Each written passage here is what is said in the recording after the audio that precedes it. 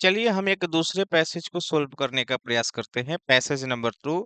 इसके पहले के वीडियो में हम लोग पैसेज नंबर 1 को सोल्व किए थे। मैंने बताया कि बिहार बोर्ड 12 का जो एग्जाम होता है उसमें सब्जेक्टिव सेक्शन में 7 नंबर जो क्वेश्चन बनता है उसमें पैसेज और प्रेसिस दोनों पूछे जाते हैं और हमसे कहा जाता है कि पैसेज या प्रेसिस दोनों में से कोई एक सोल्व कीजिए और उसके बदले में बिहार बोर्ड हमें 4 अंक देता है। पैसेज को सोल्व करना बहुत आसान है। पैसेज को हम कैसे सोल्व करेंगे? पैसेज को सोल्व करने के लिए सबसे पहले जो है हम क्वेश्चन को पढ़ते हैं और क्वेश्चन को पढ़कर उससे रिलेटेड जो है बातों को हम पैसेज में खोजने का प्रयास करते हैं। डायरेक्ट कभी भी पैसेज को पढ़ने का भूल नहीं कीजिएगा। आपको पैसेज का हिंदी निकालने आता है कि नहीं आता है ये बहुत ज़्यादा मायने नहीं रखता है। हमें जो है पैसेज को सोल्व करना आना चाहिए। पैसेज को सोल्व करने का तरीका बस यही है कि पहले आप क्वेश्चन को पढ़िए और क्वेश्चन पढ़ने के बाद हमें जो है उससे रिलेटेड बातों को खोजना होता है पैसेज के अंदर। तो चलिए हम लोग क्वेश्चन नंबर फर्स्ट को सोल्व करने का प्रयास करते हैं। पहला क्वेश्चन है, who is known as the Shakespeare of India. अब इस तरह की चीजों को हम खोजेंगे इस पैसेज के अंदर में कि शेक्सपियर इंडिया इस तरह की चीजें कहाँ हैं। तो फर्स्ट लाइन में ही देखिए लिखा है Kalidas is known as Shakespeare of India. तो पहले क्वेश्चन का आंसर हमारा मिल गया। Kalidas is known as the Shakespeare of India. एक नंबर का जो क्वेश्चन था उसका सॉल्यूशन हम लोगों ने कर लिया। अब दूसरे क्वेश्चन को पढ़ेंगे, हु आज मैक्स मुलर। हिंदी क्या है? तो हिंदी तो वैसे इसका हुआ कि मैक्स मुलर कौन था। आपको नहीं हिंदी आता है कोई बात नहीं है। मैक्स मुलर से संबंधित जो है बातों को हम खोजेंगे पैसेज में। देखेंगे मैक्स मुलर है कहाँ। तो मैक्स मुलर को अगर आप खोजने का प्रयास कीजिएगा तो मैक्स मुलर यहाँ दिया है और इसके बारे में क्या लिखा है, European critics likes Max Muller. इसका मतलब ये हुआ कि मैक्स मुलर कौन था, तो यूरोपियन क्रिटिक्स था। तो हम भी इसको लिखेंगे Max Muller was a European critics. बस हो गया। हमसे पूछा गया कि मैक्स मुलर कौन था, तो मैक्स मुलर जो है यूरोपियन क्रिटिक्स था।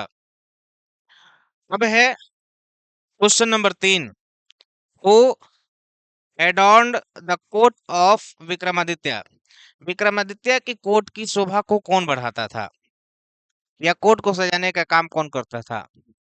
तो विक्रमादित्य को देखेंगे, विक्रमादित्य जो है कहाँ लिखा हुआ है। विक्रमादित्य जो है यहाँ लिखा हुआ है और एडॉन सब जो है यहाँ लिखा हुआ है।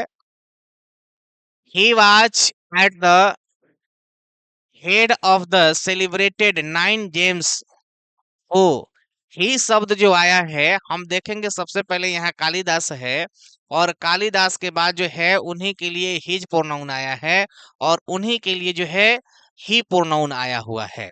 तो ही शब्द जो आया है वो किसके लिए आया है, ही शब्द जो है कालिदास के लिए आया है और कालिदास के ही बारे में लिखा गया है कि 9 रत्न जिसको कहते हैं विक्रमादित्य के 9 रत्नों में से एक थे और उनकी कोर्ट की शोभा को बढ़ाते थे। एडॉन मतलब होता है सजाना, शोभा को बढ़ाना। तो ही शब्द एक्चुअली में आया है किसके लिए, कालिदास के लिए आया है। इसका मतलब है कि हु शब्द की जगह हम क्या लिखेंगे, Kalidas adorned the court of Vikramaditya.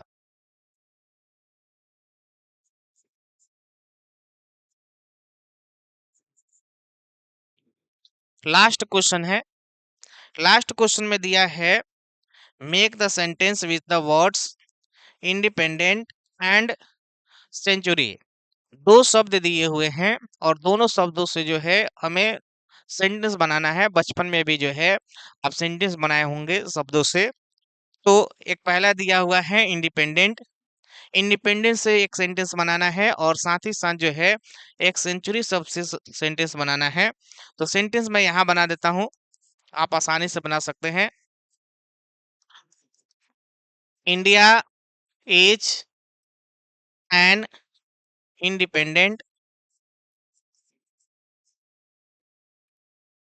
Independent